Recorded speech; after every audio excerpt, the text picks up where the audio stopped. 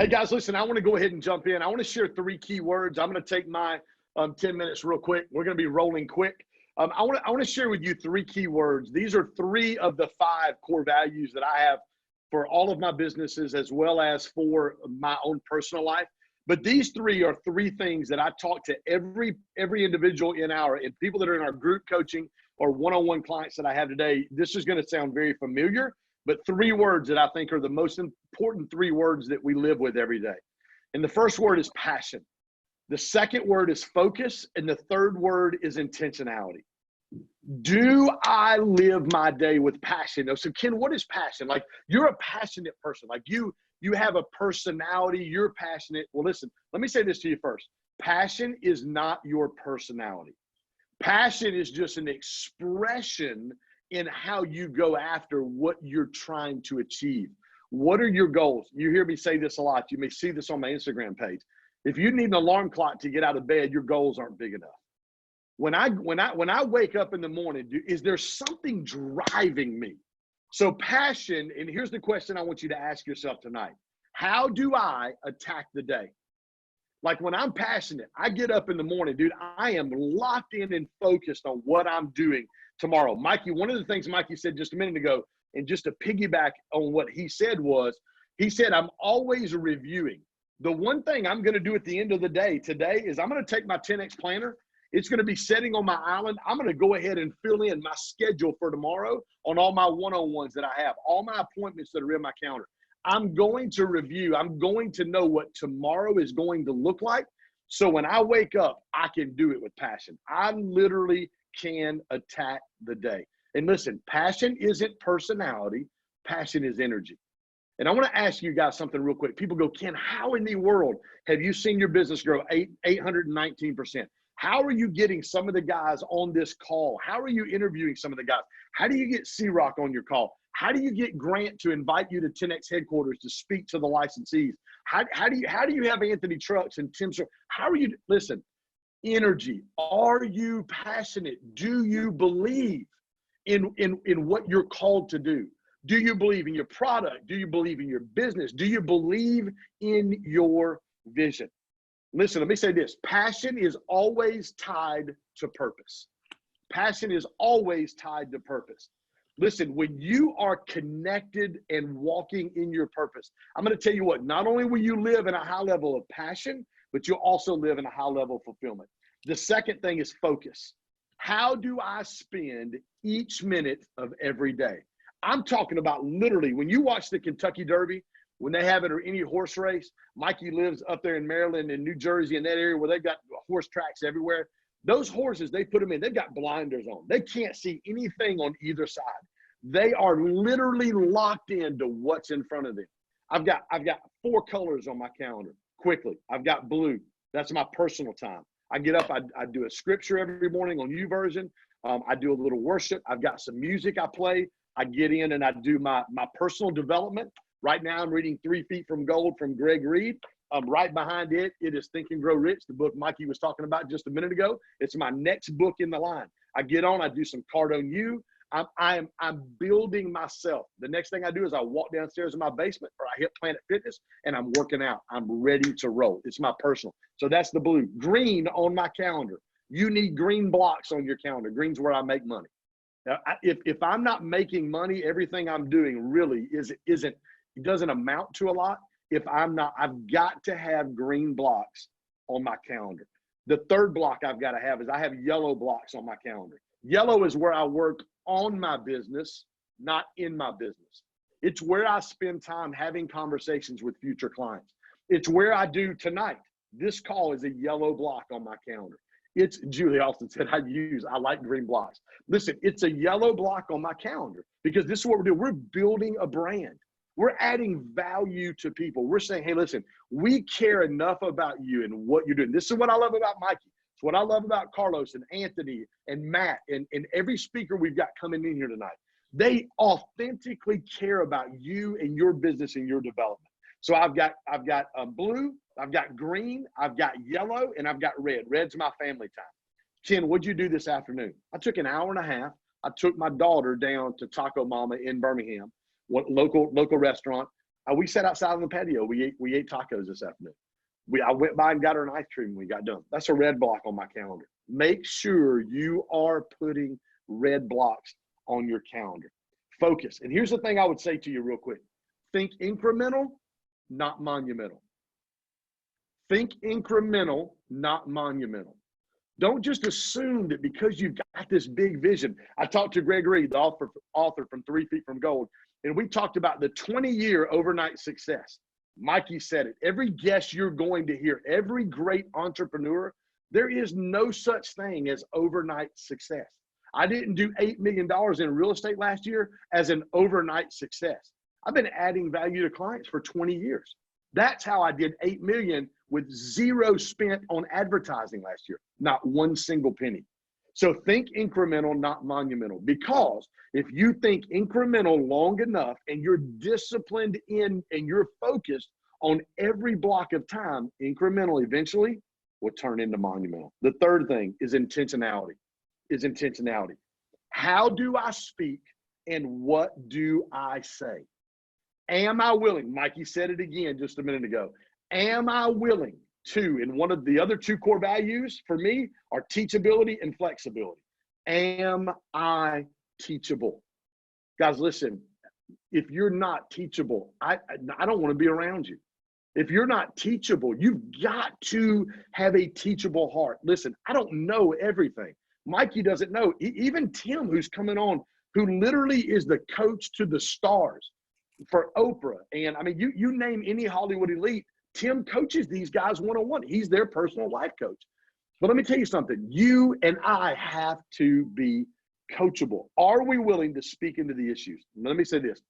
Regardless of what floor your business you're on. You may be starting your business. You may be on the first floor, or you may be on the second floor, or you may be where Mikey is. Mikey said he's grown his business to over $1 million a month now. They've grown at several 100% year over year in the midst of the worst pandemic our world has ever seen. But regardless of what floor Mikey is on right now, there's a ceiling on that floor. Every floor comes with its own ceiling. So every time we grow and level up, then what we have to do is, when we grow and level up, what we have to do is we've got to identify that ceiling. Like, what does the ceiling look like at the level that we are currently at? What does that level look like? So the 3 things again: passion, focus, intentionality. Every new floor comes with its own ceiling. What I want you to do tonight, or as we're taking notes, I want you to identify what's the ceiling on the floor that I'm currently in. And I don't care, guys, listen, I don't care if you're on the 3rd floor in your business. I don't care if you're like Mikey, and dude, you're on the 40th floor already. You're looking out and everything looks good and it's fantastic. Even the 40th floor, and Mikey will nod his head in agreement with me right now, even the floor he's on right now, it has a ceiling. It has a ceiling.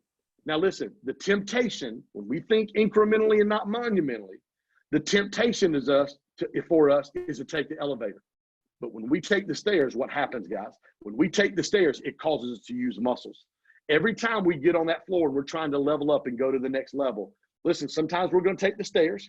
Sometimes the elevator doors are going to open and we're going to skip 3 or 4 floors because we've learned what we needed to learn to move from the level that our business, or the floor that our business is in, to be able to take it to another floor. I say this to our team all the time, and I'm ready for some Q&A. I say this to our team all the time, guys. It's super important. When you act as a business owner, or your business acts like it needs to be at the next level, and you're doing the things that businesses at the next level do, your business will be at the next level. What questions we got? I know Antonio said, Ken, how does Ken help with developing culture? Culture's huge. These 5 core values, passion, focus, intentionality, teachability, and flexibility. This is what we onboard people through. Like, those 5 things, you have to live those 5 things out.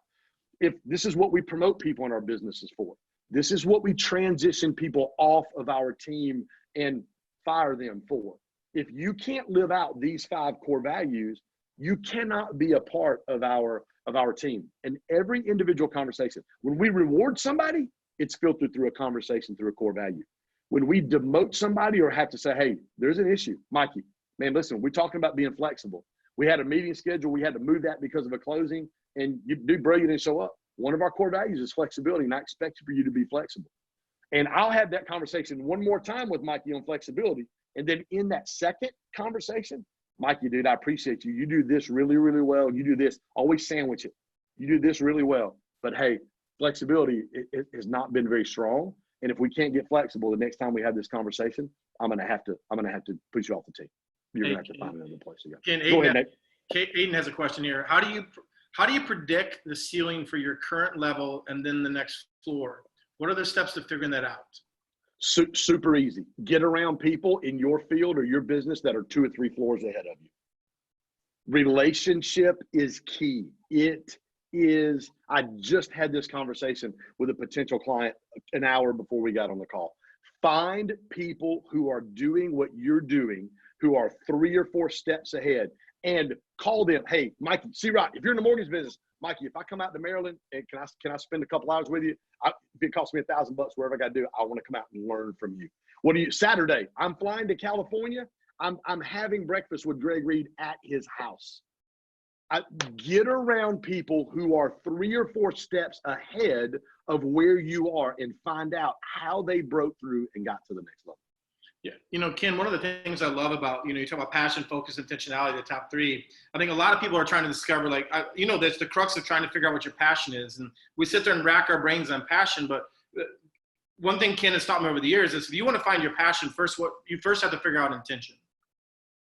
Yeah. If you want to figure out your passion, be intentional for an extended period of time. Because when you have that, your intention will fuel your passion. And then your passion will drive your focus. Yes, most definitely. If you want to figure out your passion, first figure out intention, because what's going to happen, your intention will fuel your passion, and then what your passion will do is drive your focus. And, one of the things, Ken, I know it's the same question that I know Travis has here, about resources for book about being teachability and coachability. I'm going to pair this question, Travis, because I think you did a great job, but can you tell some practical ways for everybody on this call, like what it means to have a teachable spirit? What does that look like to have a teachable spirit? What are some practical things that people can employ when they're in an environment with people they can learn from? What does it look like to be teachable? Number 1, great leaders ask great questions. Learn to ask great questions. And when you get around great leaders, guys, don't be in a hurry to talk. Don't be in a hurry to talk. And I'm a talker. I love to talk.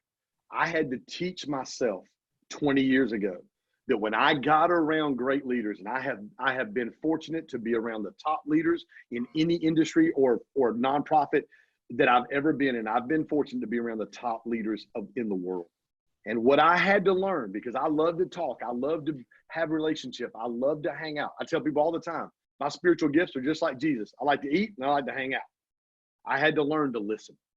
When you get in that environment, be quiet and be a sponge. Ask great questions, but be able to listen and be a sponge in front of those guys. Is that good, Nate?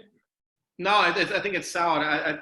I think teachability, when you pair teachability with, not with passion, but with drive, right? You have passion and drive are similar, but I think what great people, if you want to learn how to have a teachable spirit, you first have to learn how to shut up. You all cool if I just say it boldly? If you want to be teachable, just write it in your book that, Travis, here's your answer. If you want to learn how to teach the next generation to be teachable, teach them how to shut up.